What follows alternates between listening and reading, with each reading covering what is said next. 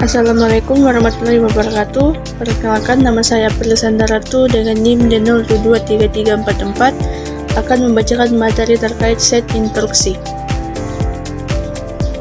Pentingnya set instruksi. Yang pertama, kejelasan tujuan.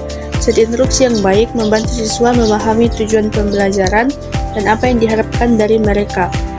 Yang kedua, pedoman yang jelas. Mempermudah siswa dalam memahami langkah-langkah yang perlu dilakukan untuk mencapai tujuan pembelajaran. Selanjutnya, karakteristik set instruksi yang baik. Yang pertama, relevan. Set instruksi harus selaras dengan kebutuhan dan tingkat pemahaman siswa. Yang kedua, terstruktur. Langkah-langkah dalam set instruksi harus disusun secara logis dan mudah dipahami. Yang ketiga, jelas. Bahasa yang digunakan dalam set instruksi harus mudah dipahami dan tidak ambigu.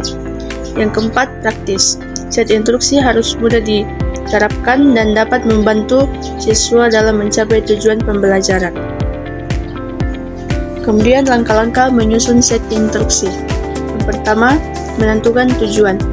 Langkah pertama adalah menentukan tujuan pembelajaran yang ingin dicapai. Yang kedua, membuat kerangka. Buat kerangka set instruksi mulai dari langkah yang paling dasar hingga langkah yang paling kompleks. Yang ketiga, menulis instruksi. Tulis instruksi yang jelas, mudah dipahami, dan dilengkapi dengan contoh. Yang keempat, menguji dan memperbaiki.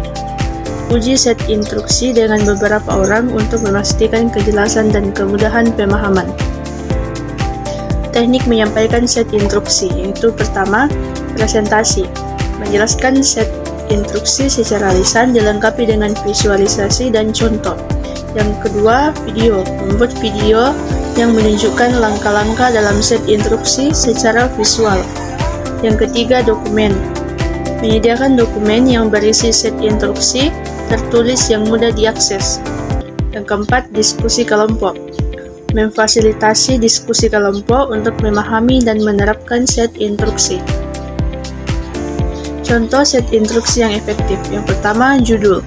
Menjelaskan tujuan pembelajaran dan hasil yang diharapkan. Yang kedua, bahan. Mencantumkan semua bahan yang diperlukan untuk menyelesaikan tugas. Yang ketiga, langkah-langkah. Mencantumkan langkah-langkah yang perlu dilakukan secara detail. Yang keempat, evaluasi, yaitu menentukan metode evaluasi yang akan dilakukan untuk menilai pemahaman siswa. Tantangan yang dihadapi yaitu yang pertama, kurangnya motivasi. Siswa mungkin tidak termotivasi untuk mengikuti instruksi.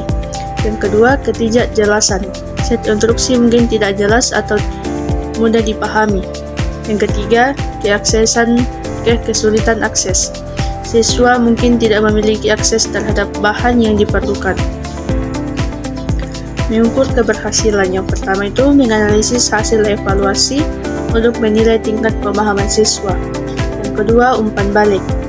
Meminta umpan balik dari siswa untuk mengetahui kesulitan dan masukan mereka. Yang ketiga, observasi, yaitu memantau proses pembelajaran untuk melihat bagaimana siswa menerapkan set instruksi. Jadi kesimpulannya yaitu set instruksi yang efektif adalah kunci untuk meningkatkan kualitas pembelajaran. Dengan merencanakan, menyusun, dan menerapkan set instruksi yang baik, kita dapat membantu siswa mencapai potensi belajar mereka secara optimal. Demikian presentasi dari saya, kurang lebihnya mohon dimaafkan. Wassalamualaikum warahmatullahi wabarakatuh. Shalom.